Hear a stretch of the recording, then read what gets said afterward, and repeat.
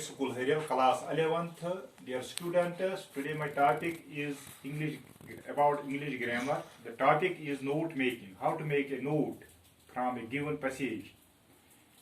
It is the extraction of extremely important pointers from the passage. If you are given a passage and you have to make a note from it, divide it into three parts, and from each part take the main point and the sub pointers related to it.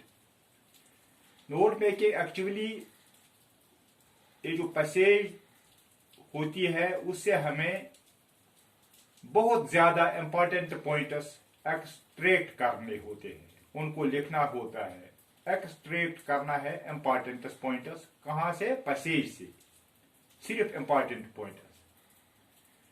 अगर आपको एक passage दी गई है तो उससे आपको एक note बनाना है, तो इसके लिए क्या फार्मूला है? इसको कम से कम 3 हिस्सों में बांटो अपने लिहाज से, और मायने के एतबार से भी 3 हिस्सों में बांटो, 3 पैरा में बांटो, और हर हिस्से से आपको एक मेन हेडिंग या मेन पॉइंट निकालना है, और उसके नीचे आपको सब पॉइंट्स लिखने हैं या सब हेडिंग्स, उसी मेन पॉइंट के नीचे सब पॉइंट्स लिखने होते हैं। इसी तरह तीनों हिस्सों के लिए यही फार्मूला अपनानी है, मेन पॉइंट और सब पॉइंट 2-3, उसी को हम नोट कहते हैं। अब हमें the characteristics of the good note are, अच्छा नोट किसको कहलाते हैं, उसके लिए क्या कैरेक्टरिस्टिक्स होने चाहिए? It should be brief and we have to shorten और कंसाइन द पैसेज। ये जो नोट है ये बहुत ब्रीफ होना चाहिए, छोटा होना चाहिए,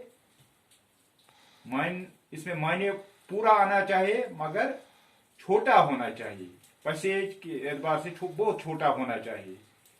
इसलिए हमें पैसेज को शॉर्टन करना है, छोटा करना है। Only relevant facts are given in a note, सिर्फ रिलेवेंट फैक्ट्स जो इसके साथ रिलेवेंट करते हैं, टॉपिक के साथ रिलेवेंट, इसमें टॉपिक होता है पैसेज में, इसके साथ रिलेवेंट किसी के मुतल्लिक पैसेज होती है, उसके साथ जो रिलेवेंट फैक्ट्स होते हैं उन्हीं को नोट में टच करना है।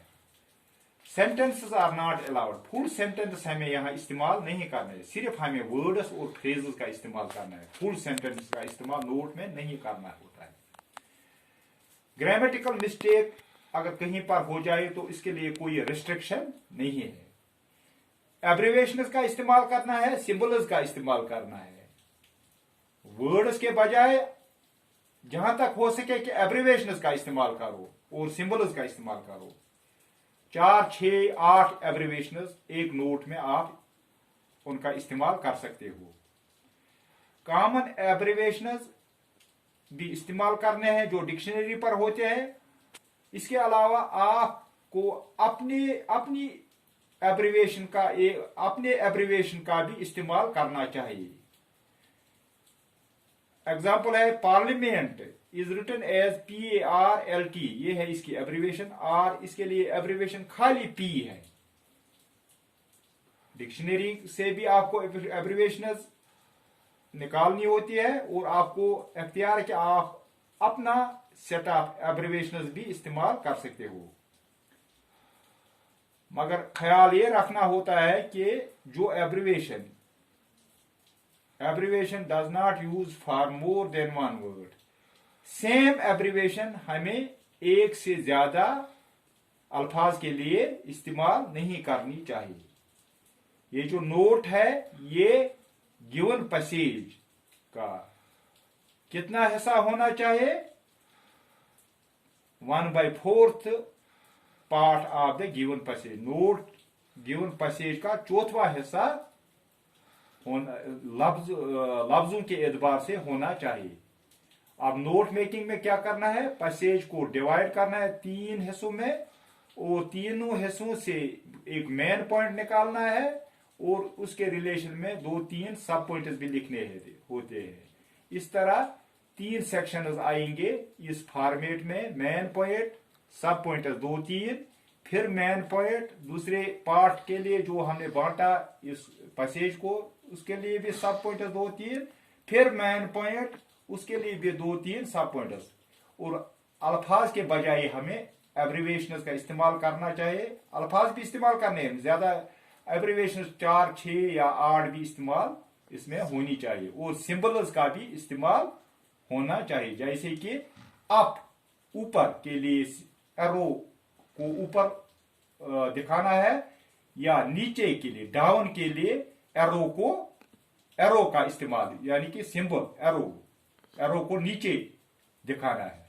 ये है सिंबल्स का इस्तेमाल, एब्रिवेशंस का। और फुल सेंटेंसेस का इस्तेमाल नहीं होना चाहिए। और यहाँ पर फुल सेंटेंस के बजाय हमें फ्रेजेस और वर्ड्स का इस्तेमाल करना चाहिए। ये नोट है जो है, ये गिवन पैसेज का फोर्थ हिस्सा होना चाहिए। This was about the note making. In the next lecture we will discuss more about the note making. Assalamu alaikum.